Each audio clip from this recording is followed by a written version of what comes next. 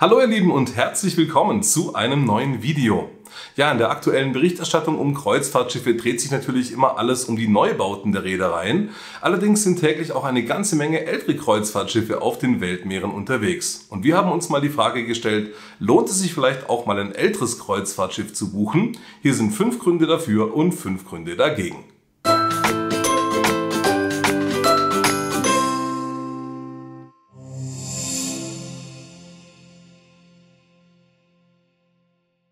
Ja, und das erste Argument für die Reise auf einem älteren Kreuzfahrtschiff, das ist ganz häufig der Reisepreis.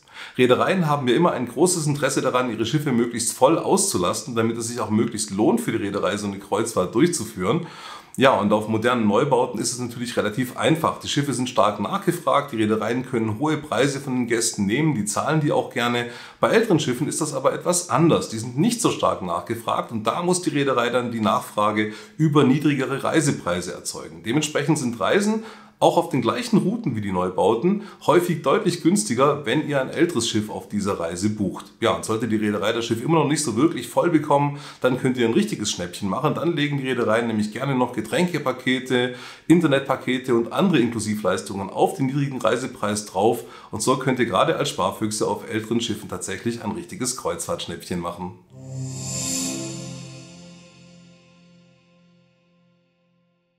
Ein weiterer Vorteil älterer Kreuzfahrtschiffe sind die häufig interessanteren Routen. Und das liegt einfach daran, dass ältere Schiffe in der Regel kleiner sind als die aktuellen Neubauten.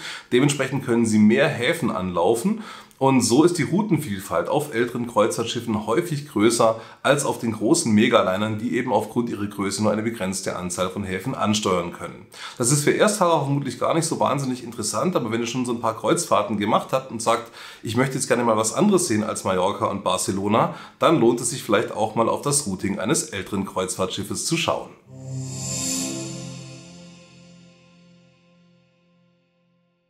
Ältere Kreuzfahrtschiffe sind häufig kleiner als die aktuellen Neubauten, dementsprechend haben sie in der Regel auch weniger Passagiere an Bord und das begünstigt natürlich solche zeitraubenden Prozesse wie die Ein- und die Ausschiffung oder das an Land tendern. Ja, und weniger Passagiere, das beugt natürlich auch der gefühlten Überfüllung eines Zielhafens etwas vor.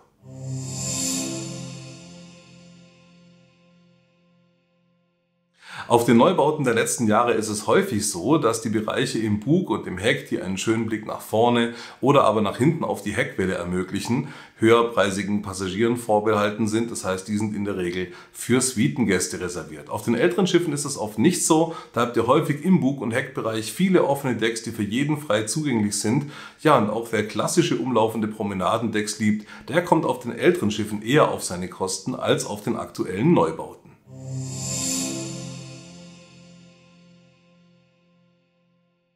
Wie ich bereits gesagt habe, sind ältere Kreuzfahrtschiffe häufig kleiner als die aktuellen Neubauten und das bedeutet im Umkehrschluss, dass die Wege an Bord auch kürzer sind. Sollten also kurze Wege eine eurer Präferenzen sein, dann empfiehlt es sich vielleicht auch mal einen Blick auf ein älteres Kreuzfahrtschiff zu werfen.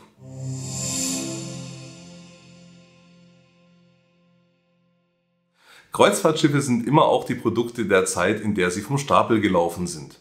Und natürlich ist es so, dass ein Schiff, das vor 20 Jahren gebaut worden ist, ein anderes Innendesign aufweist als ein hochmoderner Megaliner, der gerade eben erst vor wenigen Wochen in Dienst gestellt worden ist. Trotzdem ist es so, dass die Schiffe regelmäßig modernisiert werden, manche Bereiche werden sogar komplett umgebaut und neu gestaltet und trotzdem merkt man den älteren Schiffen an manchen Ecken und Enden einfach an, dass sie schon ein paar Jahre auf dem Buckel haben. Das sollte euch auf jeden Fall bewusst sein, wenn ihr ein älteres Kreuzfahrtschiff bucht.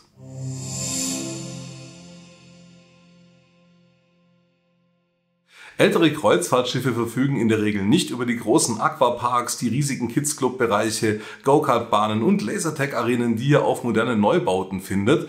Es gibt natürlich auch auf den älteren Schiffen ein Angebot für Kids und Teens, das ist aber weniger umfangreich als auf den auf Familien ausgelegten Megalinern.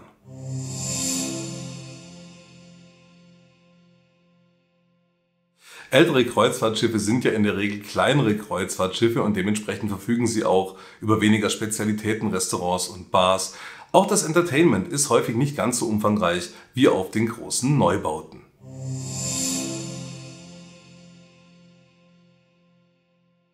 Auch im Bereich Konnektivität können die älteren Schiffe es häufig nicht so ganz mit den modernen Neubauten aufnehmen. Die sind nämlich auf die aktuellen Erfordernisse von Passagieren ausgelegt. Dort gibt es natürlich USB-Anschlüsse auf den Kabinen. Dort ist die Internetbandbreite jetzt schon sehr gut, wobei die Reedereien gerade daran arbeiten, die noch weiter zu verbessern.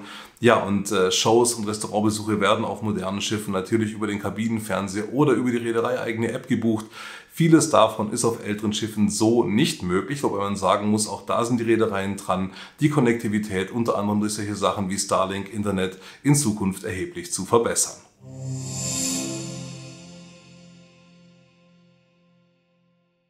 Und es gibt natürlich noch einen Punkt, in dem die älteren Kreuzfahrtschiffe den aktuellen Neubauten unterlegen sind, und das ist die Umweltverträglichkeit.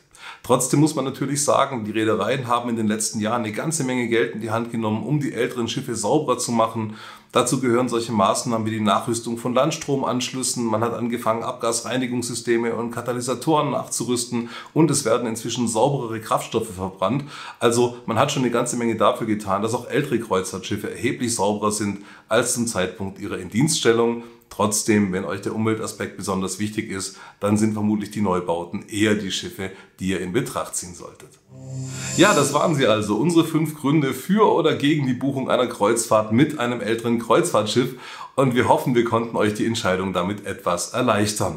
Falls ihr das Video nützlich fandet, lasst uns gerne einen Daumen nach oben da, sehr gerne auch ein Abo und schaut auch gerne mal auf unserer Website vorbei.